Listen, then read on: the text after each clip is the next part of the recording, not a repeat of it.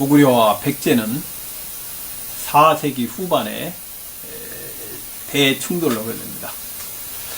고구려의 공격으로 전쟁이 시작되는데 크게 세 차례의 공격이 시작됩니다. 고구려로부터 시작했는데 처음 그 공격 물결이 시작된 것은 369년입니다. 369년에 고구려 고국 원왕의 공격으로 한 10년 정도 전쟁이 시작이 돼요. 그러나 이때는 이 백제가 잘 방어를 해서 가지고 오히려 고구려 고국 원왕이 전사하는 일이 발생합니다. 그 다음에 두 번째 공격은 고국 양왕 때입니다. 386년이에요. 386년에 다시 두 번째 공격의 물결이 시작이 되는데 이 역시 백제 진사왕이 잘 방어를 해가지고 이것도 그냥 지나갑니다. 그 다음에 세 번째 물결은 392년부터 이제 다시 공격이 시작되는데 고구려 광개토왕 때입니다. 392년부터 시작되는 전쟁 물결은 백제가 제대로 방어를 못합니다. 진사왕이 처음에 방어를 하다가 이제 실패하고 그 다음에 아실왕이 죽겠지만 역시 아실왕도 제대로 방어를 못해서 고구려의 대승으로 전쟁이 끝나게 됩니다. 세 차례의 공격에 대한 그 파고가 있어요. 광개토왕 비문에는 그 세 차례의 파고 중에 세 번째 파고에 관한 기록을 하고 있습니다. 392년부터 시작된 고구려의 백제에 대한 공격 원인이 뭡니까? 뭐에 적혀 있습니까? 392년부터 전쟁이 시작됐으면 그 전쟁 원인은 391년에 있다고 보는 게 타당합니다. 391년이 바로 그 유명한 신묘년조에 해당합니다. 자, 그런데 그 391년의 전쟁 원인에 대해서 여러 가지 이야기를 합니다. 이렇게 얘기하는 사람도 있어요. 392년부터 시작하는 전쟁 원인인 391년조 신묘년조는 거짓이다 혹은 과장이다 이런 얘기합니다. 전쟁이란 뭡니까? 전쟁이란 수많은 사람들이 참여하는 거예요. 사람을 동원하고 물자를 동원하고 저 전쟁 중에 어떻게 됩니까? 수많은 사람이 죽거나 다쳐요. 그런 국가적인 큰 일을 어떻게 이유가 없이 할 수 있었습니까? 그러니까 392년부터 시작된 전쟁이 별다른 이유 없이 고구려가 그냥 한 것이다. 이건 정말 저는 잘못된 판단이라고 봅니다. 고구려라는 나라에 대한 이해가 부족한 정도가 아니고 전쟁을 왜 하는가에 대한 오해에서 발생했던 겁니다. 그래서 392년부터 시작한 전쟁 원인에 대한 원인을 적은 390신묘년조가 잘못됐다든가 거짓이라든가 이렇게 얘기하는 사람은 전쟁에 대한 이해가 없다. 일단은 전부 탈락입니다. 그 다음에 이제 391년 그 전쟁 원인에 대해서 여러 가지 해석을 합니다. 즉 신묘년조가 여러 가지 해석을 해요. 그 다음에 어떻게 고르느냐? 전쟁 원인이 발생한 달을 얘기할 수 있어야 돼요. 그럼 신묘년 몇 월에 발생했습니까? 이에 대해서 답변을 못하는 해설, 답변을 못하는 신묘년조 설명은 다 뺍니다. 여기 다시 떨어지는 거예요. 딱 빠지고 몇 월달 또는 계절이 얼마다 정도를 설명한 그 학설만 딱 받아서 검토를 하면 됩니다. 정확히 설명해야 돼요. 그 중에 이제 어느 계절에 신묘년 사건이 발생했다 또는 몇 월달에 발생했다고 적은 것 중에서 봄에 발생했다. 좀 더 구체적으로 얘기하면 봄 3월에 사건이 발생했다. 이렇게 얘기하는 걸 제외한 나머지 딱 버립니다. 딱 버려요. 그래서 봄에 적어도 발생했다. 좀 더 정확히는 봄 3월에 발생했다고 한 설명만 딱 놓고 검토를 하면 됩니다. 왜 하필 봄입니까? 그 얘기는 얘기를 좀 깁니다. 이미 제가 전에도 얘기했는데 1년 중 가장 좋은 계절이기 때문이다. 춥지도 않고 덥지도 않고 꽃이 피고 새가 울고 지금도 마찬가지예요. 지금도 음력 봄 4월은 양력 4월이나 5월에 해당하는데 어떤 달이냐면은 요즘에 전국의 지방자치단체가 뭘 합니까? 지역 축제를 해요. 지역 축제를 가장 많이 하는 때가 언제입니까? 바로 봄, 양력으로 4월이나 5월이에요. 옛날 지금이랑 똑같습니다. 그래서 봄, 특히 3월이 신년연조 사건이 발생합니다. 자, 이제 앞으로 거슬러 간다. 맨 처음에 고구려와 백제 사이의 전쟁이 발생은 369년에 고구려가 황해도로 쳐들어와가지고 전쟁이 시작하는데 369년에 고구려가 백제를 침공한 이유가 뭡니까? 그 전쟁 원인이 뭐예요? 그 전쟁 원인에 대해서 제가 어떤 사람을 봤냐면은 4세기 초에 고구려와 백제 사이의 완충작용을 하던 낙랑군과 대방군이 사라졌다. 그래서 두 나라가 4세기 초에 국경을 맞대게 돼가지고 4세기 후반부터 전쟁이 시작됐다. 이렇게 설명을 하는 사람을 봤습니다. 물론 이게 완전히 틀린 설명은 아니지만은 국경을 맞대면 당연히 서로 간에 압력이 발생할 수 있습니다. 4세기 초에 낙랑군과 대방군이 없어지고 국경을 맞췄는데 왜 4세기 초에 전쟁이 벌어지는 게 아니고 4세기 중반도 아니고 4세기 후반에 전쟁입니까? 왜 368년도 아니고 370년도 아니고 369년에 고원왕이 군사를 일으킵니까? 그에 관한 답변을 못합니다. 그래서 그런 사람은 이해를 못하는 겁니다. 다 빠집니다. 369년에 전쟁이 시작했으면 전쟁 원인은 언제 발생한 거예요? 그건 당연히 368년에 발생한 겁니다. 368년에 전쟁 원인이 발생하게 돼요. 그래서 368년 몇 월달에 발생합니까? 마찬가지예요. 368년 봄 3월에 전쟁 원인이 발생합니다. 368년 봄 3월에 전쟁 원인이 발생한 것은 삼국사기 고구려 번개도 나오고 백제 번개도 나오고 신라 번개도 나오고 다 같아요. 전쟁 원인이 같습니다. 확실하기 때문에 더 이상 얘기할 필요 없습니다. 391년 신묘년의 전쟁 원인도 마찬가지예요. 그때도 봄 3월에 전쟁 원인이 발생했다는 것은 삼국사기도 나오고 일본서기도 나옵니다. 똑같아요. 조금 더 거슬러 올라가면 후한서도 삼국지도 다 마찬가지예요. 똑같은 얘기가 없습니다. 모든 자료가 다 동일한 얘기가 나오고 있어요. 그러면 틀릴 가능성이 적은 것입니다. 369년에 고구려가 고원왕의 성공으로 전쟁이 발생했는데 그 원인은 368년이에요. 봄 3월입니다. 볼 필요도 없어요.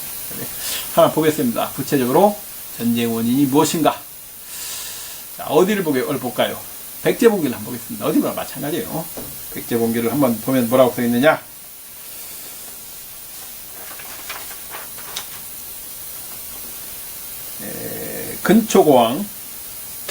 근초고왕조를 보태 있습니까? 1년조 기록이 있고 2년조의 기록이 있고 한 20년 쫙 기록이 없어요. 없다가 근초고왕 21년 366년입니다. 이때 처음 기록이 나타나요. 봄 3월 유사빙신라 봄 3월에 신라에 친선사신을 보냈다 이렇게 나옵니다. 이 기록은 이제 신라번개도 마찬가지 나와요. 내물리사금 11년조를 보면 봄 3월에 백제인이 4명이 가했다. 즉 백제가 친선사신을 보냈다. 이렇게 양쪽 같아요.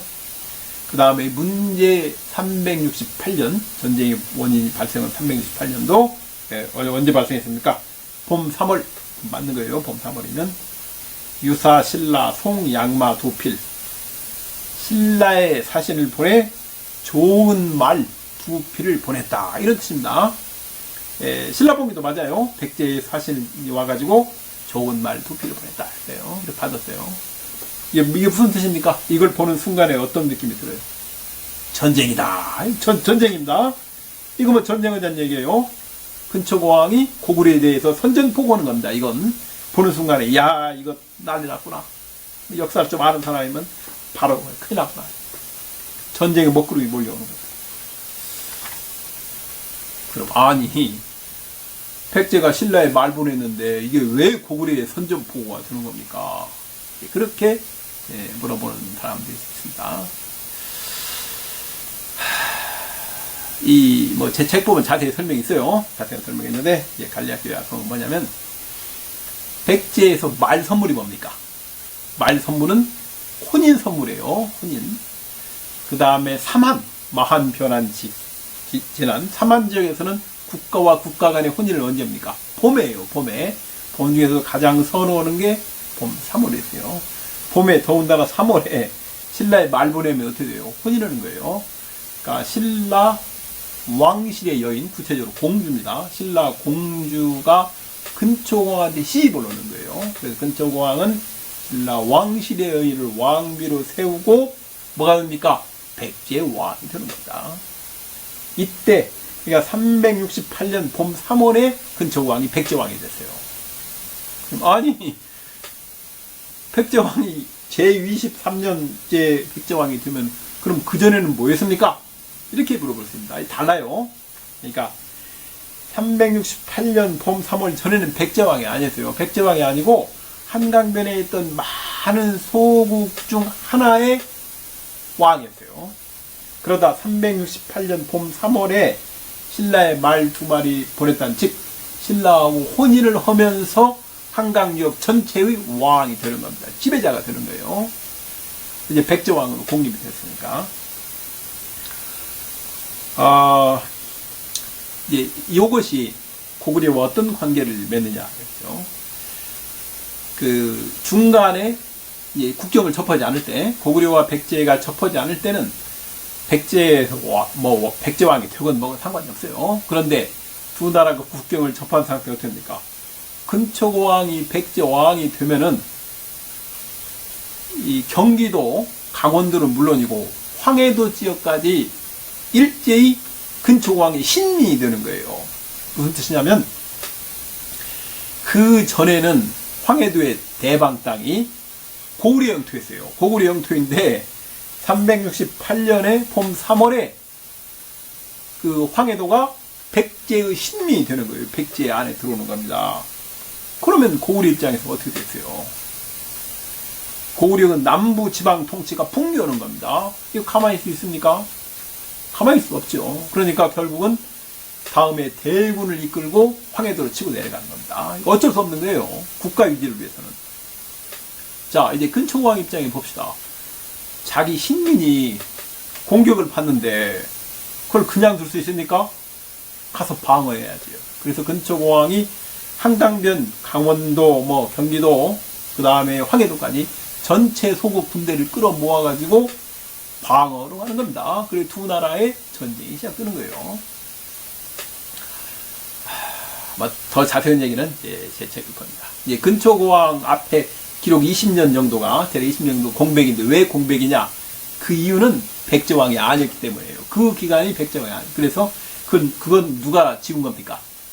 기록이 있지만은 김부식이 지은 겁니까? 아니 그렇습니다. 누가 지은 거예요?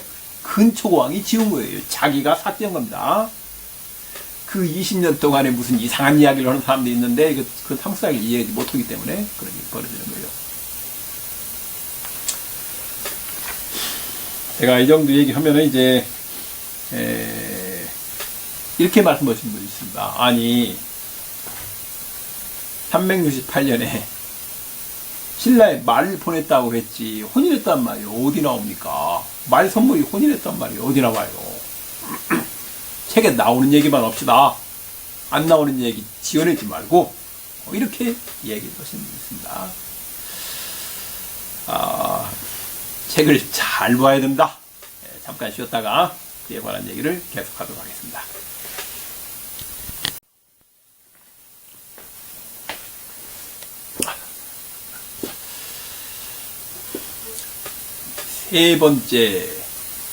세 번은 파고 중에 고구려의 3번에 걸친 공격입니다.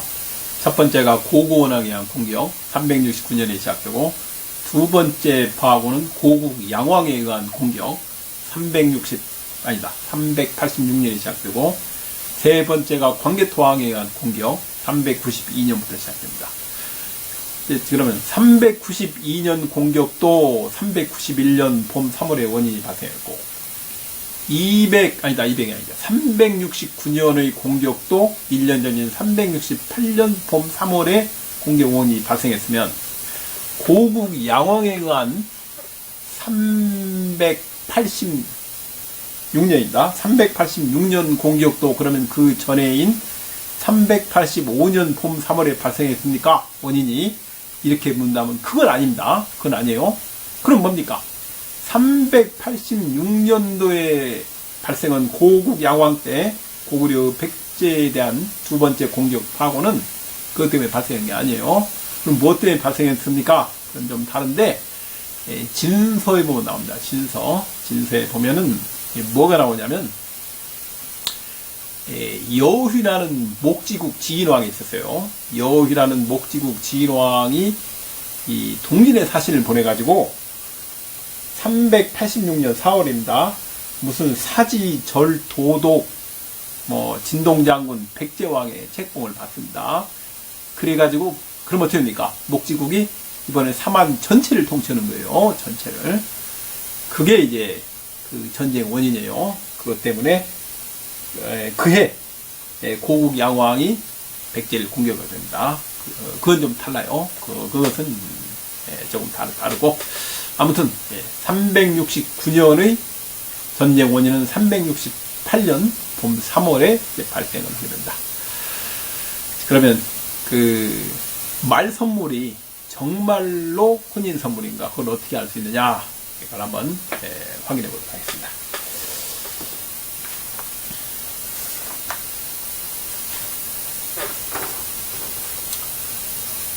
고이왕이 몇 년을 제위합니까? 52년을 제위합니다. 굉장히 오래 제위해요. 52년을 제위했다는 얘기는 무슨 뜻이에요? 20대 아주 젊은 나이에 왕이 됐습니다. 그리고 왕이 되고 결혼을 했을 거예요. 그렇다면은. 그리고 고이왕이 죽고 그 아들인 책계왕, 청계왕이라고 하는데, 청계왕이 왕이 됩니다. 왕이 되는데 그에 어떤 일이 벌어집니까? 286년이에요. 고구려 벌대방, 고구려가 대방을 치려고 하니까, 치는 거예요. 치니까 대방 청구야, 대방이 우리한테 구원을 요청해왔다 이겁니다. 구원을 요청했으면 구원을 하든가 구원을 안 하든가 하면 되는데, 그 다음에 이상한 얘기를 합니다. 선시의 앞대가 언제입니까? 고이왕 때예요.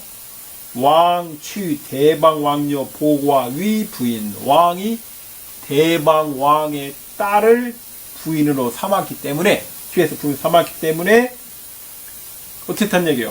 무슨 불가, 불기, 청, 이 청을 거절할 수 없다.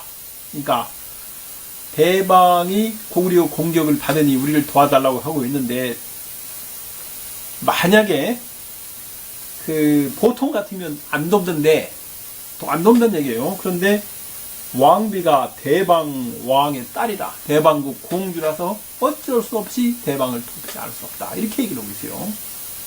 그래서 대방을 도와요. 대방을 도우니까 뭡니까? 고구려가 원망했다, 이런 얘기를 합니다. 이 내용을 보고 우리가 알 수 있는 건 뭐예요? 광개토왕 비문에 백잔이 유래 조공, 본래 조공하던 나라였다는 말이 맞다는 걸 알 수 있어요. 이 3세기에 벌어진 일인데, 삼국사기의 백제는 고구려에 조공하던 나라가 맞아요. 조공했음을 보여주는 여러 가지 표현들이 여러 개 나오는데, 삼국사기에 이건 그 중에 하나입니다. 그러니까 저 때만 하더라도 한강역에는 여러 개의 소국이 있었어요. 그 중에 하나가 삼국사기 백제인데, 고구려에 조공하는 나라였다는 겁니다. 본래 굉장히 작은 나라였는데 대방과 관계 때문에 이건 돕지 않을 수가 없는 거예요. 그러니까 고구려 입장에서, 아니 쟤들 우리에게 조공하던 우리 성민인데 아니 이럴 수가 있어? 이렇게 되는 거죠. 이외에도 고구려에 조공하던 나라였다는 생각이 나옵니다. 그 한강역에 있는 여러 개의 소국들이 언제 하나로 합칩니까? 368년 근초왕이 백제왕이 하나로 합치는 거예요. 전부 다. 그런데 이게 맞습니까?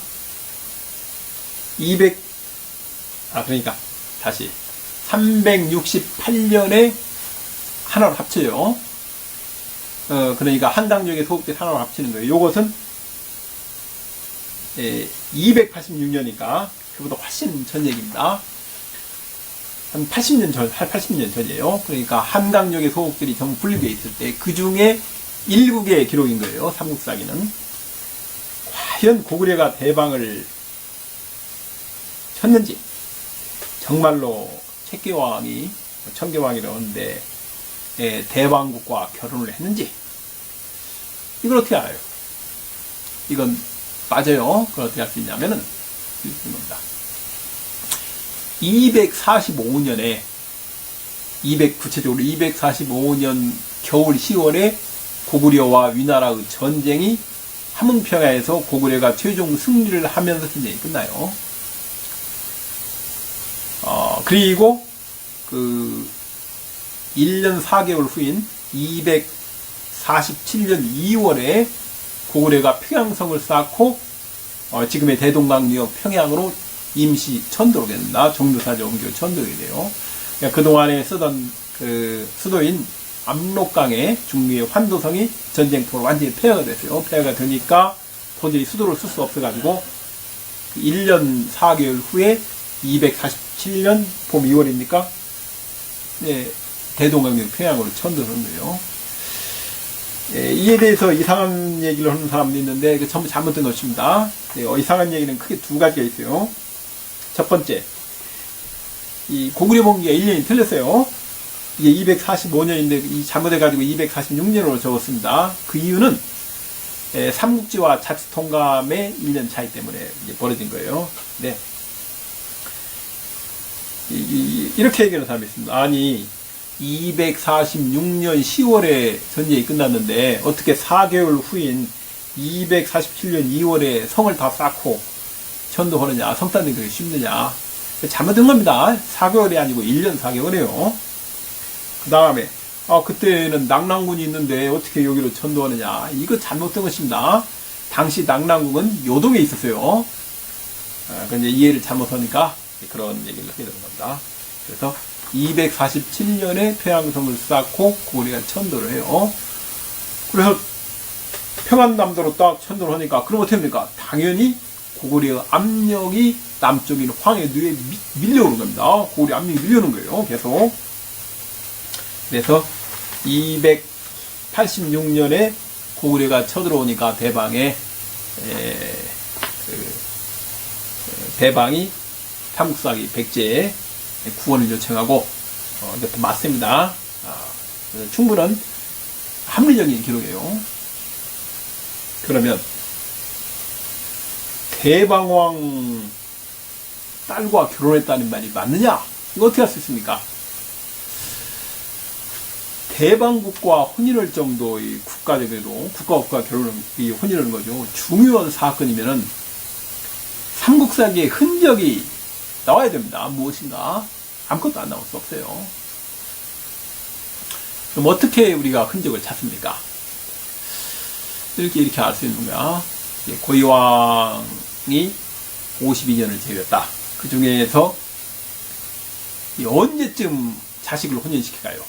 왕이 되고 결혼했다고 했을 때 대략 제위 한 25년 정도, 뭐 앞뒤 포함해서 25년 내외, 앞으로 몇 년, 뒤로 몇 년, 제위 25년 정도의, 그러면 자식이 한 20대 초반 되니까 그 정도의 자식을 혼인시켰을까 생각합니다. 그리고 또 하나 할 수 있는 거예요. 당시 마한 진한 변화가 이루어진 삼한 지역은 국가와 국가 간의 혼인을 언제 합니까? 봄에 합니다.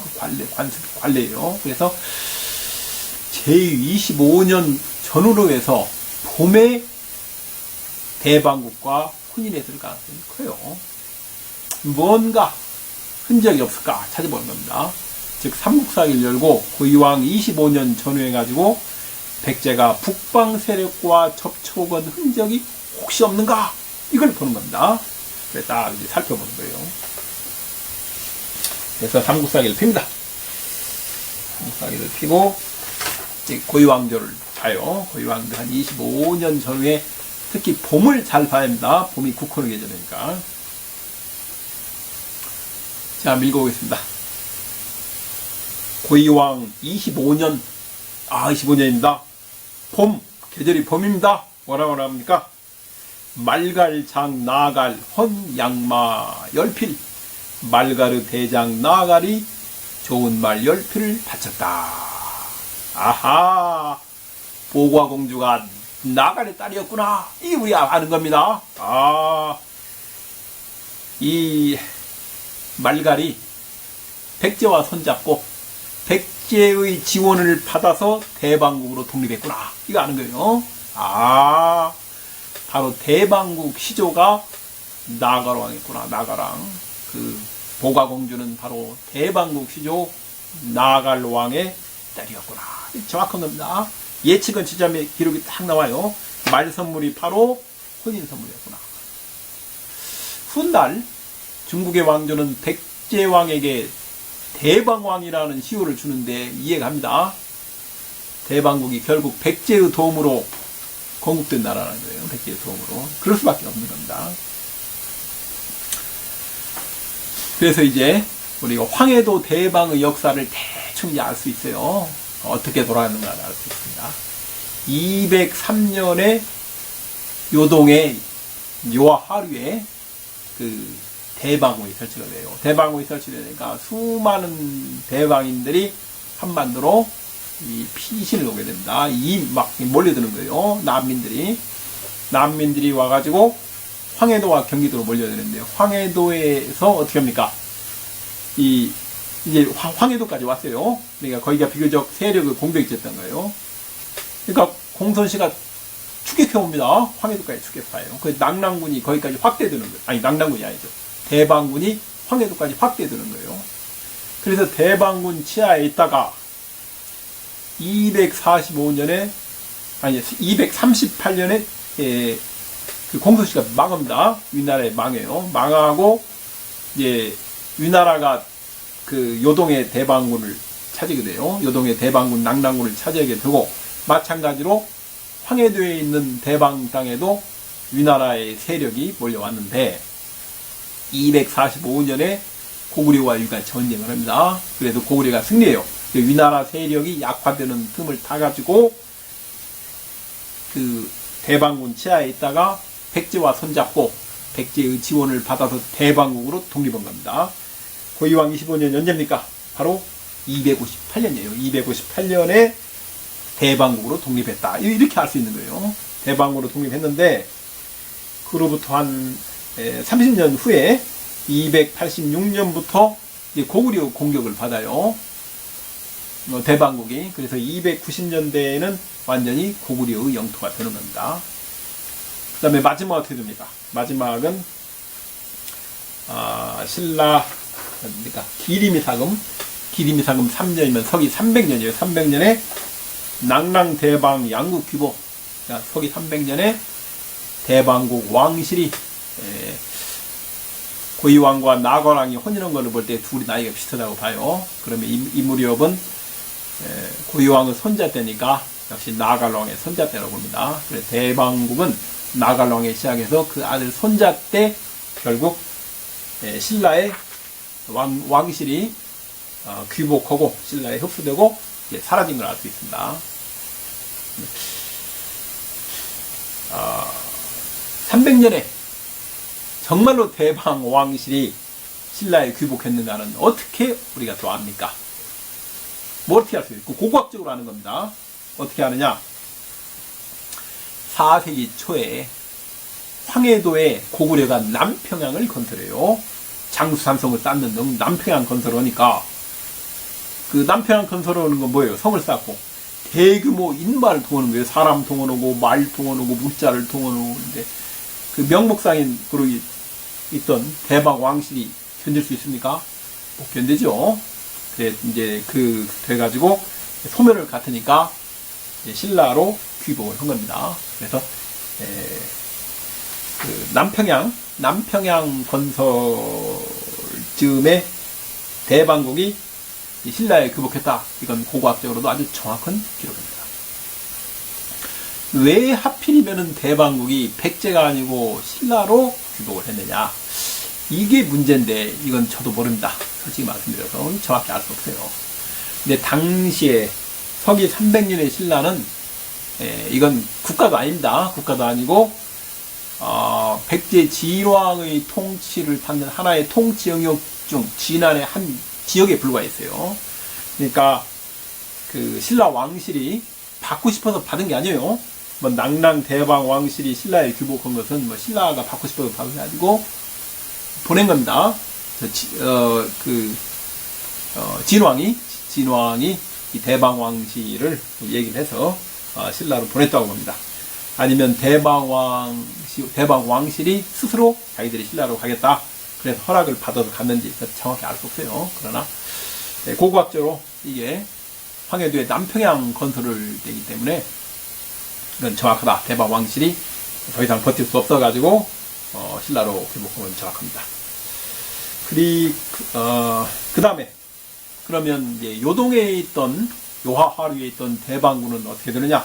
요하하류에 있던 대방군은 314년 미천왕 15년입니다. 미천왕 15년 가을 구래요. 고구려 공격을 받고 어떻게 됩니까? 이 요동에서 요서로 쫓겨나요. 대방군이. 요동에서 요서로 요하류에 있던 대방군은 쫓겨납니다. 그와 같이 정도이 돼요. 그러니까 황해도 대방사를 다시 한번 요약하겠습니다. 황해도 대방사가 대방군이 설치된 게 언제입니까? 203년이에요. 그 다음에 대방왕씨 신라에 귀복한 게 언제예요? 300년입니다. 약 100년 정도 돼요. 100년 정도 되는 대방사 중에서 앞에 절반은 대방군의 통치에 있었고 뒤에 절반은 대방국으로 독립해가지고 국가를 유지했다. 이렇게 이제 이해를 하면 되겠습니다.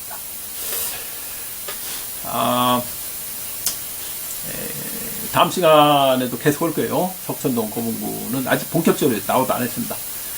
지금까지 석천동 나왔는데 앞으로 계속 나올 겁니다. 근데 백제가 국초에 가장 많이 만난 나라 어디입니까? 말갈입니다. 그래서 말갈사를 이해해야 백제사를 이해할 수 있어요. 신라는 국초에 가장 많이 만난 나라가 어디입니까? 왜요? 그래서 왜 관련 기록을 이해를 해야 신라사를 이해할 수 있습니다. 굉장히 중요합니다. 이제 녹화를 마치는데 이제 요약을 한번 해보겠습니다. 어떻게 요약을 하느냐? 대방군은 언제 설치됐습니까? 이렇게 물으면 뭐라고 대답합니까? 신라 내해 이상은 8년에 설치됐습니다. 이렇게 대답합니다. 그러면 대방국은 언제 건국되었습니까? 이렇게 물어보면 뭐라고 합니까? 백제 고이왕 25년에 건국되었습니다. 이렇게 답변을 합니다. 이런 얘기입니다. 오늘 녹화를 여기까지 마치겠습니다.